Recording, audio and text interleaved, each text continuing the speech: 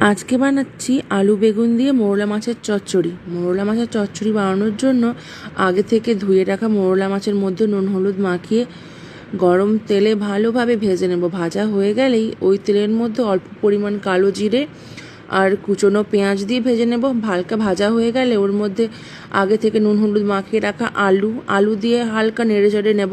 হালকা নাড়াচাড়া হয়ে গেলে ওর মধ্যে কুচিয়ে রাখা বেগুন দিয়ে ভালোভাবে ভেজে নেব। ভাজা হয়ে গেলে ওর মধ্যে দিয়ে দেব পেস্ট করে রাখা পোস্ত আর পেঁয়াজ দিয়ে ভালোভাবে কষিয়ে নেব। ওর মধ্যে একে একে দিয়ে দেব অল্প পরিমাণ হলুদ, লবণ আর মরিচ গুঁড়ো।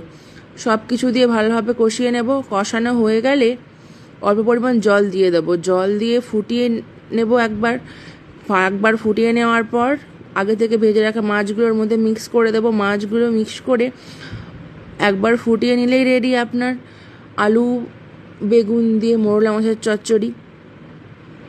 কেমন লাগলো রেসিপিটা অবশ্যই জানাবেন। Thank you.